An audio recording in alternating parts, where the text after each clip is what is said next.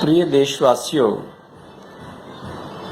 बहुत दिनों से मेरे समक्ष मेरे चिंतन और चेतना में ये बात उठती रही कि आखिर हम लोग सब भारत के निवासी मिलजुल कर क्यों नहीं रह सकते। आखिर कौन सी बात है, कौन सा वह तत्व है जो हमें मिलजुल कर रहने से रोकता है। ये एक बहुत महत्वपूर्ण विषय है जिसको मैं बार बार ये मुझे कचोटता रहता है और मुझे इस बात के लिए चिंतन के लिए विवश करता है कि आखिर कौन कारण है कि हम जो मिलजुल कर नहीं रह सकते।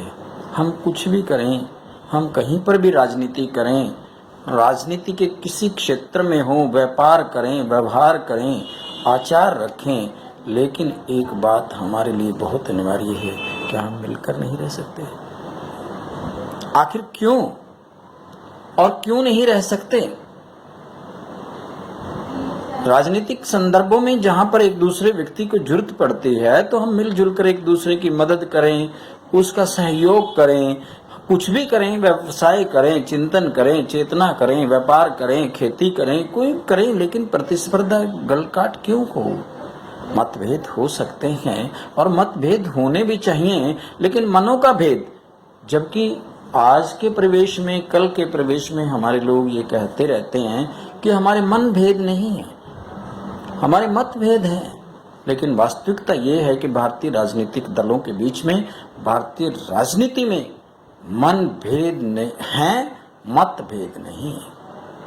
ये बात कहने की बड़ी अच्छी लगती है और ये टोटका कहिए, राजनीतिक टोटका, राजनीतिक विचारधारा कहिए कि हमारे मन भेद नहीं है, लेकिन वास्तव में मतभेद नहीं है, मन भेद है। यदि मन भेद नहीं थे तो क्यों नहीं तुमने आज तक जनसंख्या नियंत्रण नीति लागू की। यदि आपने जनसंख्या नियंत्रण नीति नहीं लागू की, मान लिया कि आप लोगों ने उसको जानबूझकर, आप में हिम्मत नहीं थी या आपके राजनीतिक शक्ति या पावर नहीं थी कि आप उसको लागू कर दें, तो ये बात दिग्गज है।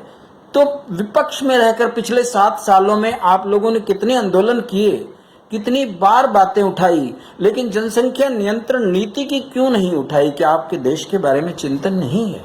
आप हर बार जब कहते हैं कि समाज सेवा करते हैं, खाने को रोटी नहीं है, देश के लोगों, गरीब लोगों के पास रहने को घर नहीं है, स्वास्थ्य के लिए अच्छी दवाई नहीं है, व्यवस्था नहीं है, रहने किसी सोने के लिए ढंग का घर नहीं है, स्कूल में जाते वक्त स्कूल नहीं है। यदि इतनी समस्याएं हैं, इतनी समस्याओं के बावजूद भी तुम एक विकसित राष्ट्र की परिकल्पना पक्ष और विपक्ष के रूप में करते हो, तो फिर आपने आज तक इस मुद्दे को उठाया क्यों नहीं। क्या आप मात्र इस देश में उपद्रव मचाने के लिए राजनीति करते हैं या सिर्फ अराजकता फैलाने के लिए आपकी राजनीति महत्वपूर्ण है। क्या आपने राष्ट्र निर्माण और राष्ट्र के विकास के लिए कहीं पर कोई ऐसे मुद्दे उठाए जिनसे इस देश की व्यवस्था में परिवर्तन हो, इस देश में समृद्धि का आलम जागृत हो, या इस देश में कहीं पर भी सामाजिक सद्भाव, समरसता का उदाहरण दिया जा सकता है। मात्र वोट और समाज को तोड़ने की नीति के माध्यम से हम किसी प्रकार से भी उचित नहीं ठहरा सकते। हमारा दायित्व बनता है विपक्ष के रूप में हम सरकार से मांग करें कि अमुक मुद्दों पर बात की जाए। समान नागरिक आचार संहिता क्या देश में लागू होनी चाहिए या नहीं होनी चाहिए। यदि देश में लागू होनी चाहिए तो आज तक विपक्ष ने आवाज क्यों नहीं उठाई। उसके साथ ही सरकार से भी एक सवाल बनता है कि जो सरकार पिछले 70 सालों में जनसंख्या नियंत्रण नीति का, जो सरकार समान नागरिक आचार संहिता की बात उठाती थी, आंदोलन करती थी, आज वो पिछले 7 साल से सरकार में है, तो उन लोगों ने जनसंख्या नियंत्रण और समान नागरिक आचार संहिता जैसे महत्वपूर्ण मुद्दों पर कानून क्यों नहीं बनाया। आखिर वो मौन क्यों हैं। सब कुछ जानते हुए, सारे नीति विशेषज्ञ इस बात को जानते हैं, नीति नियंता इस बात को जानते हैं, प्रत्येक व्यक्ति देश का कुछ सिरफिरों को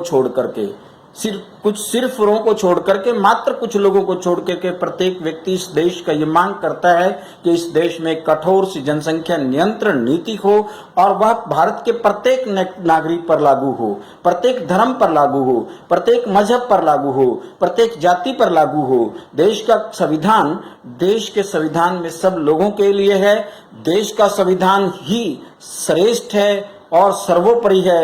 यदि किसी व्यक्ति को मुझे इस देश का संविधान ठीक नहीं लगता तो मेरे लिए उचित है कि मैं किसी और देश का संविधान देखूं जहां पर मेरे को संविधान अच्छा लगता हो। लेकिन समानता का सिद्धांत प्रत्येक व्यक्ति पर लागू होना चाहिए, कानून समानता के आधार पर लागू होना चाहिए और उस व्यक्ति पर भी लागू होना चाहिए जो व्यक्ति ठीक।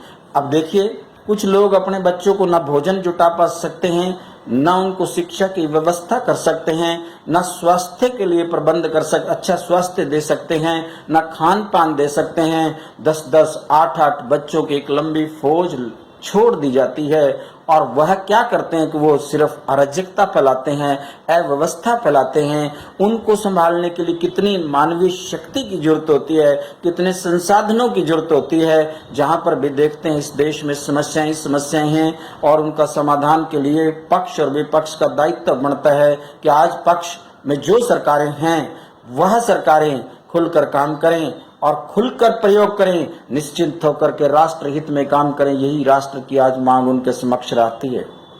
जो लोग कहते हैं कि हम विपक्ष हैं, विपक्ष का मुद्दा मात्र अराजकता फैलाना नहीं है, विपक्ष का मकसद मात्र मुद्दे उठाना नहीं है। जनता को अच्छे व्यवस्था के लिए और सरकार के लिए, इसके साथ ही सरकार को अच्छा व्यवस्था देने के लिए भी मजबूर करना ही विपक्ष का कार्य है। और विपक्ष का कार्य है जिन मुद्दों को, जो जनहित के मुद्दे हैं, सरकार उठाने से कतराती है या सरकार नहीं उसके बारे में बातचीत करती तो उसके बारे में प्रेरित करें। इन्हीं शब्दों के साथ मेरा सौजन्य, आप सरकार रहें, राजनीति रहें, कुछ भी रहें, कहीं भी काम करें, देश हित में, राष्ट्र हित में, समाज हित में, लोगों के हित में खुलकर काम करें। राष्ट्र प्रत्येक व्यक्ति से इसी की मांग करता है। इन्हीं शब्दों के साथ आप सब लोगों का मुझे अवसर देने पर धन्यवाद, बहुत बहुत आभार, धन्यवाद। भारत माता की जय, भारत माता की जय।